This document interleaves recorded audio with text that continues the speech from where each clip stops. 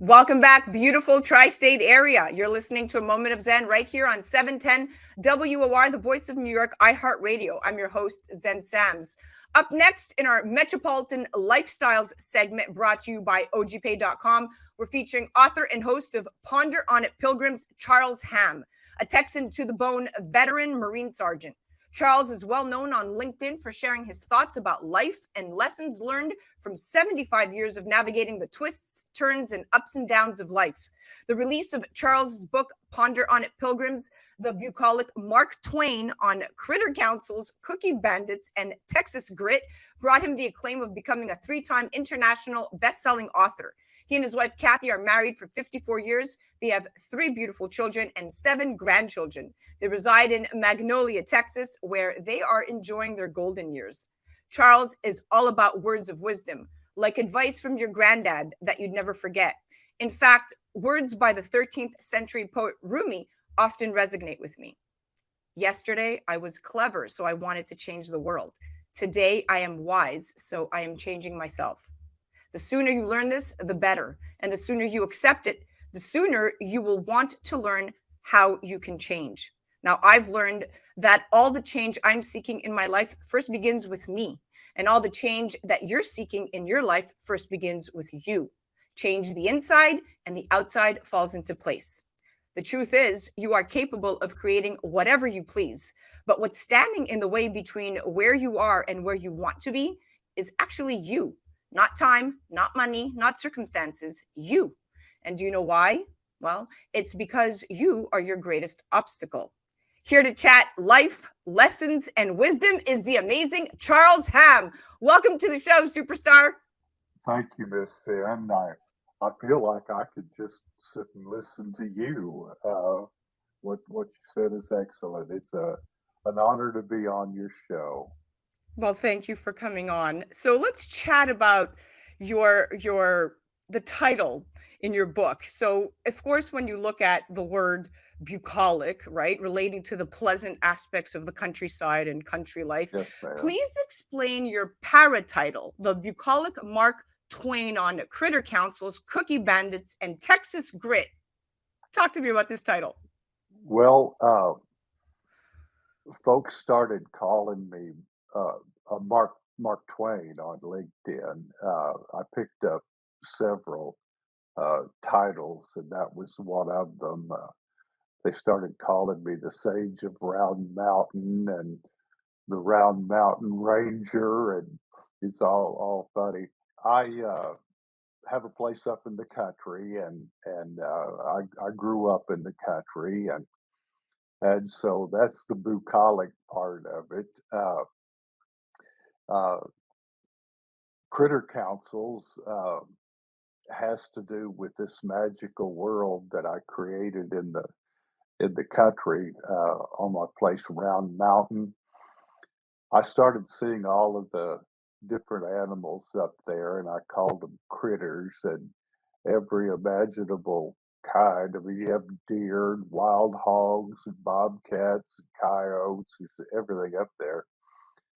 And my imagination was such that I started thinking of, I started giving them names and personalities, just kind of personified them, and I became this old man that was living up in the woods with all of the critters, and we had a, I, we set up a government and our own country, the Round Mountain uh, Critter Council, the Republic of Round Mountain, and we had a Round Mountain Critter Council every Saturday morning, and a Round Mountain Critter Code of Conduct, and all of these Talk things. about And passion. Talk yeah, about passion. So now I see how this title evolved. Now let's move on to what did serving in Vietnam teach you the most? I'd love to hear this. well, I um, I was a young man back in those days, and my adult life really began in the Marine Corps.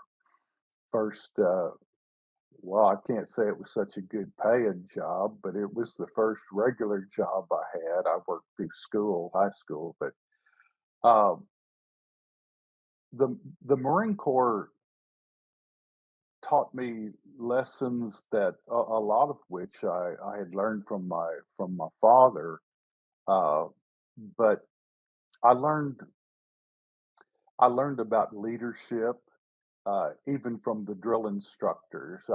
As outrageous as they were, uh, I learned that if you're totally consistent and show no favoritism whatsoever, you can be rather grouchy, and yet everybody will respect your leadership. But uh, it's some of the lessons I learned were hard lessons.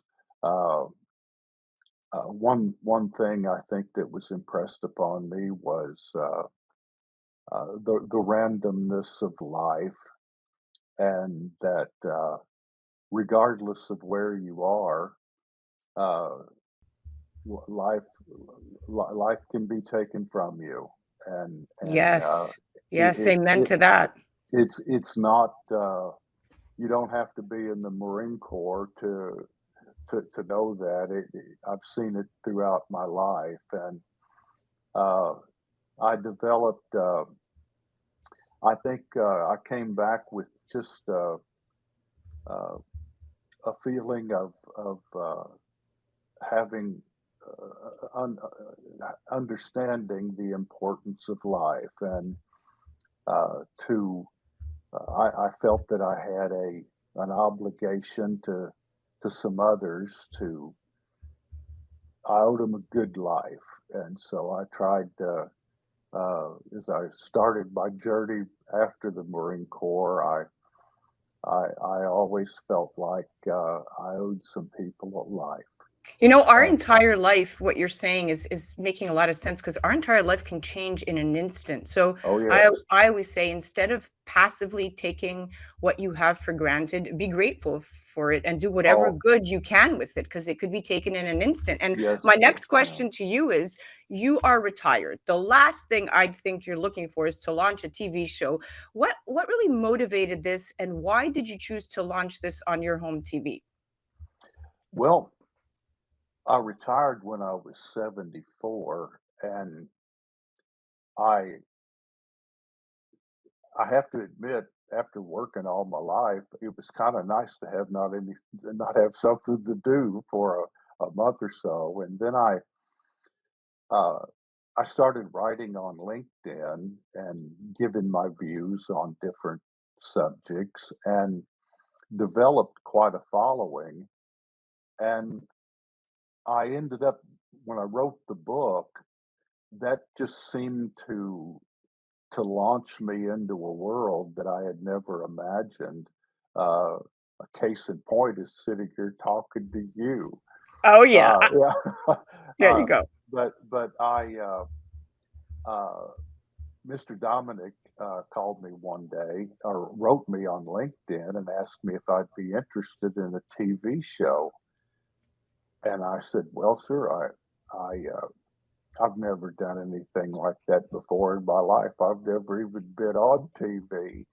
And he said, "Well, we would like for you to do it." And I said, "Well, uh, yes, sir, I will.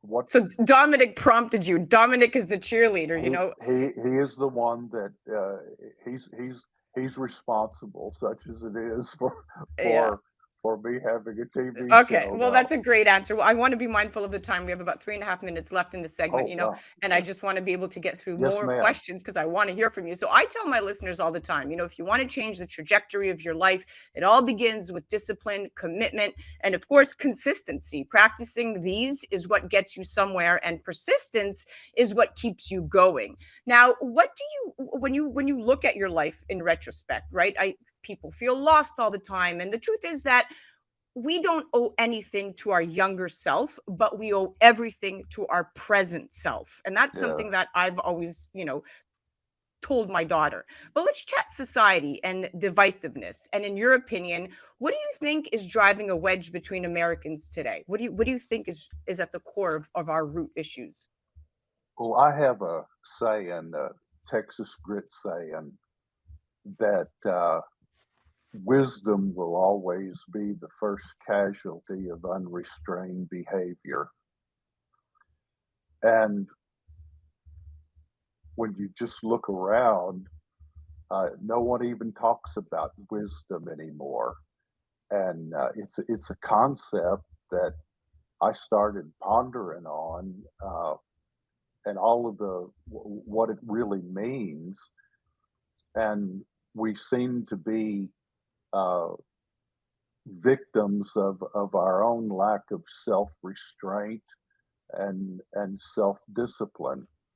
And wisdom cannot live in the mind of someone uh, like that. So I talk a lot about wisdom and what it means to be calm in the face of adversity, uh, to have control of your emotions, have control of what's in your heart, to take control of your actions and your words.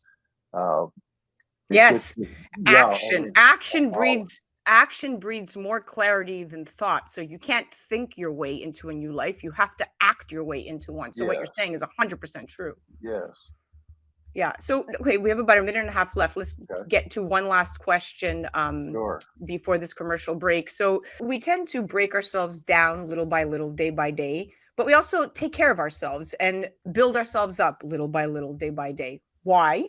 Well, because our habits define us. What we do today is a direct reflection of who we will become tomorrow. And that thin line standing between where we are today and where we will be tomorrow, that hinge that connects the two, is that one small habit you repeat every single day. Logic has it, if you lean into bad habits or neglect the good ones, you're going to yes. break down little by little, day by day. But if you practice good habits, you're going to build yourself up little by little, day by day. Charles, what habit do you still practice after 75 years that has shaped and defined you? If I had to pick one, I think that I to be focused I try to be focused and try to have something meaningful to do each day. That's why I work so long.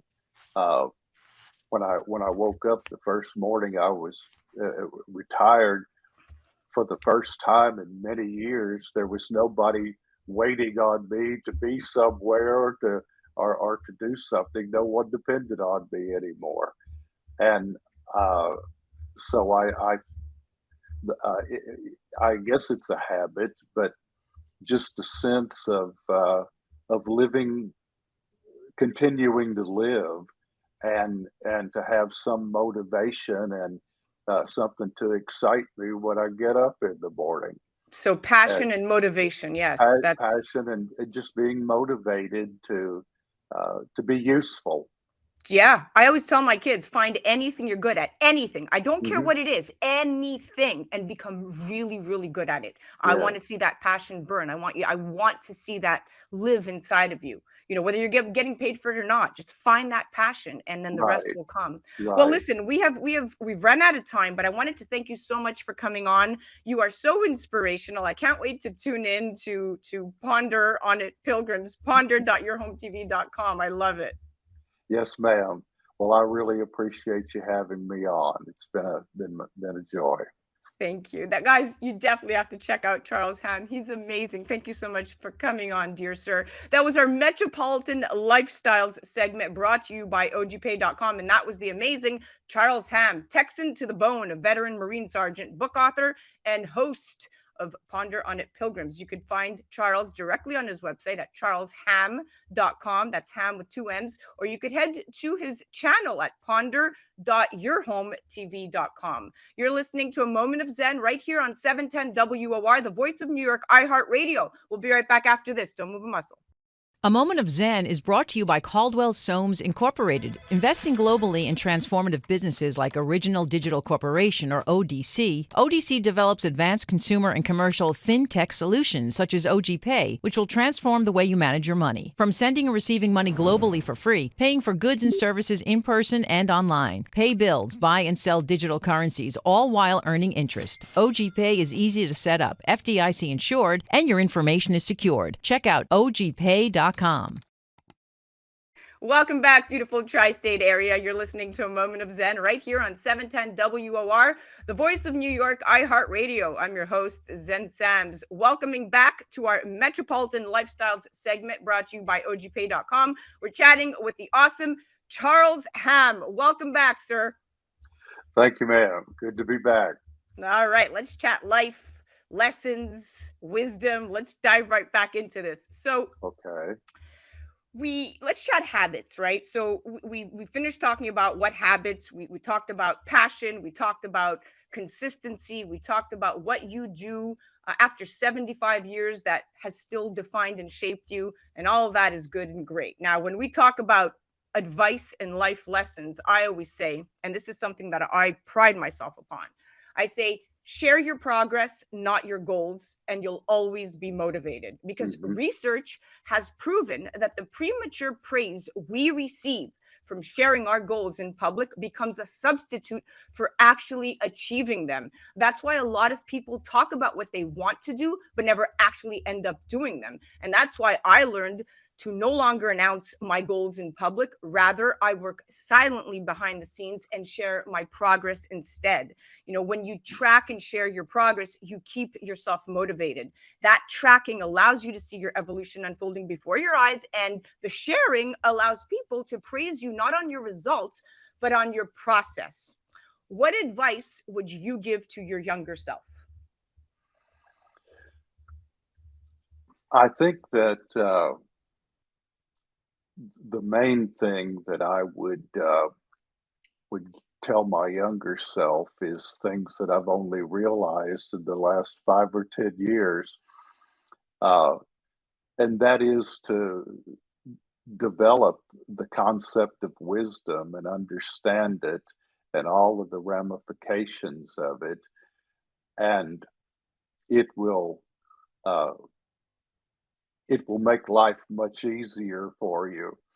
Uh, uh, Juxtaposed to being wise is being a fool, and I've done many foolish things through those years, and most of the lessons that I've learned somewhat the hard way. But the idea of what I came up with, the four golden questions: what would a wise person do? What would a wise person say? What would a wise person think? And what would a wise person feel? If you really ponder on those four questions and what it means, had I known that when I was a young man, my life would have uh, been easier, I think. But then again, if I hadn't have learned all of the lessons from being foolish, I wonder if I would have ever come to the realization that there was a better way to live. To that would be what I would tell myself when I was 19 or 20 years old. I like that. I like it. I'm listening to everything you're saying. I'm just taking it in. Now, what do you feel is the biggest issue facing these younger generations, Charles, like Gen Alpha and Gen Z? To put it into context, most of Gen Alpha are children of millennials like myself, and I'm Yes, 36. So what do you think is the biggest issues facing these younger generations? I think that I've always insisted on my right to do my own thinking and to not allow someone to indoctrinate me where what I think is just what someone else thinks. And there seems to be uh, within young folks today a lack of critical thinking because people that are in positions above them that have great influence on them, it doesn't seem that they're teaching them to think. They're teaching them what to think. And so we have two different camps in our country, and we're divided along political and cultural lines. And I would come down on really on neither side because I think both are doing the same thing to us. They're trying to hold us in their camp and to have an influence on us that I refuse to give them. And so I would tell kids today to do your own thinking. Uh, and and another one of my Texas grit sayings is, if you think something doesn't make a lick of sense, you're probably right. Yep. And and I think that a lot of our problems today, uh, I could go on and on about the consequences of being indoctrinated. It can lead to unhappy results, and usually does, regardless of the form that it takes. It can be political, it can be religious, uh, whatever. Do your own thinking and trust your own ability to understand and have your own views. There you go. That's what I'd tell them. Well, that's the bottom line. That's really what it comes down Yeah, to. You don't want to be, the sheep. You want to be the shepherd. You don't want right, to follow right, the flock. You want to create, go where there's no path and leave a trail. You don't want to just listen because everybody's doing it and follow like everybody's doing it. You, to your point, understanding what's behind that, researching, drawing your own conclusions and your right. own inferences, but that comes with wisdom. And society, at least the younger generation, I'm not going to say every Hmm. youngster out there has this mentality, but many of them just follow the trend, right? And so Yes, yeah. critical thinking is so important, and that's been extracted. They don't go to school anymore to learn, how to think on their own. They go to No, school, to your point, and this indoctrination that's happening across America, is it needs to stop. Well, we could go on and on. We have a lot to talk about, but we are out of time. So I will invite you on again, my dear friend. Thank you so much for coming on. Chatting with you was a pleasure. thank you, ma'am. It's a joy to be here. That was our Metropolitan Lifestyles segment, brought to you by OGPay.com. That was the incredible Charles Hamm, Texan to the bone, a veteran Marine Sergeant, book author, and now host of Ponder on It Pilgrims. You can check out his show at ponder.yourhometv.com. You're listening to A Moment of Zen right here on 710 WOR, the voice of New York, iHeartRadio. We'll be right back after this.